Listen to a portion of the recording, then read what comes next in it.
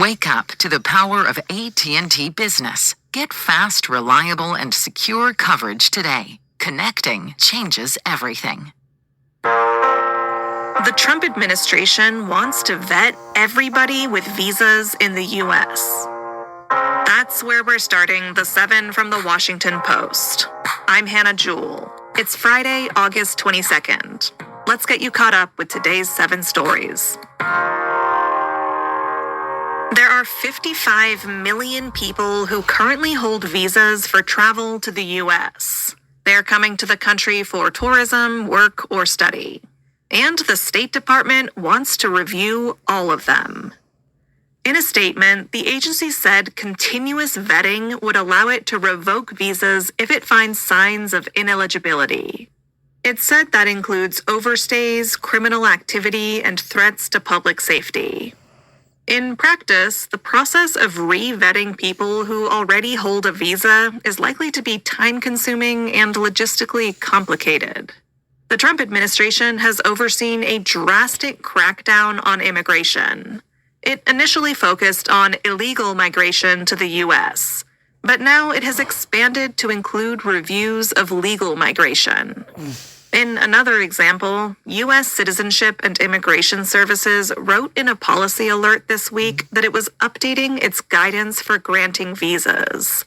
It said it will screen applicants for what it calls anti-American behavior. The White House published a list of Smithsonian exhibits it says are too woke. That's number 2. For months, President Trump has been complaining that Smithsonian museums are too focused on negative aspects of U.S. history. Yesterday, the White House increased its pressure on the Smithsonian. It called out a list of exhibitions and materials it doesn't like, including many that mention race, slavery, sexuality, and transgender identity. Lindsay Halligan is the White House official charged with examining Smithsonian museums. She spoke to Fox News on Wednesday. I think the fact that we had our country was involved in slavery is awful. No one thinks otherwise. But what I saw when I was going through the museums personally was an overemphasis on slavery. And I think there should be more of an overemphasis on how far we've come since slavery. Our country is a country of progress, and it's the greatest country in the world. And we should be able to take our kids, our students through the Smithsonian and feel proud when we leave. The White House's list was published as an official, unsigned article titled, "President Trump is Right About the Smithsonian." In the article, the White House called out 7 museums for their exhibits and messaging, including the National Museum of African American History and Culture. The list also includes works by individual artists. Some artists named in the list called it a badge of honor. Number 3. A state appeals court voided a massive civil judgment against Trump. Cast your mind back to February 2024. That's when a judge in New York ordered Trump to pay hundreds of millions of dollars in penalties. It followed a civil fraud trial that found Trump and others had carried out a years-long scheme to use false financial data to borrow money at lower rates. The fine had climbed to around $500 million, including interest. But yesterday, that fine was voided by a state appeals court. It called the verdict excessive, but it left in place the lower court's finding that Trump and others in his real estate empire did commit fraud. Trump called the decision a total victory.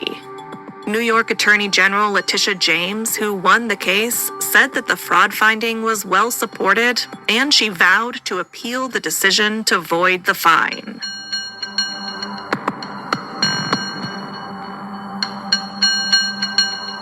Number 4. Famine was officially confirmed in the Gaza City region. The world's global authority on hunger declared a famine in Gaza's largest metropolis today. It's said that more than 500,000 people in the area are facing catastrophic conditions characterized by starvation, destitution, and death. That number is expected to grow as famine spreads to other areas.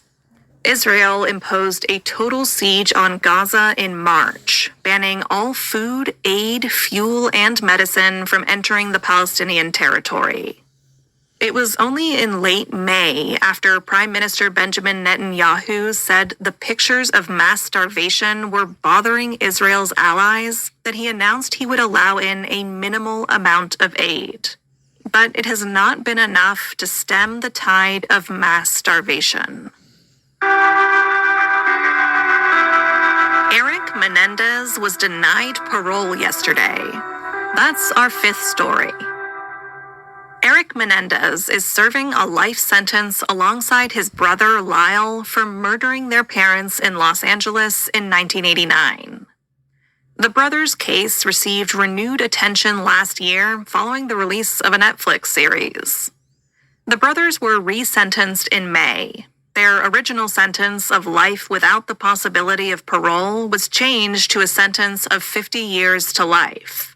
But yesterday, Erik Menendez was denied parole for 3 years.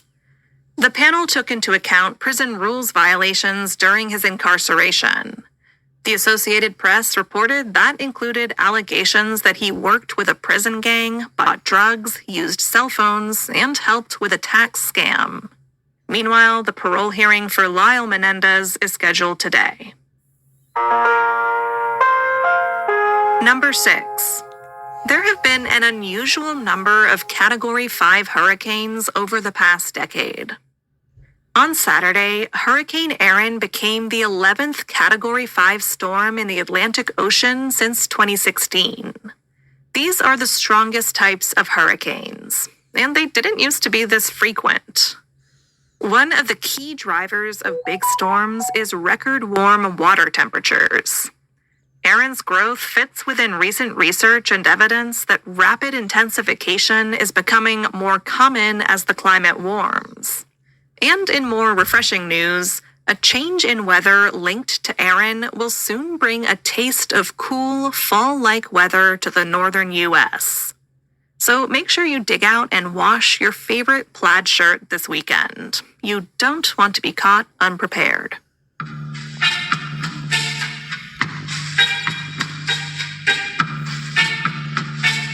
And at number 7.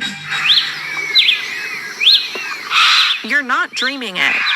Birds are singing more at night. Researchers conducted a sweeping analysis of more than 4 million bird calls recorded in people's backyards. They found that, on average, birds prolonged their songs by 50 minutes in landscapes with a lot of extra illumination at night. That can come from streetlights, store signs, and skyscrapers. These wakeful birds are chirping earlier in the morning and later into the evening than their counterparts in less well-lit places. Light pollution has long been known to disrupt animal activities. You just heard a slightly annoying cardinal, which is one of the most sensitive bird species to this problem. Migratory birds, sea turtles, and moths get turned around by artificial light. You can help them get back on track by switching off any unnecessary outdoor lights. And you'll also be helping yourself. Artificial light can disrupt our sleep cycles too.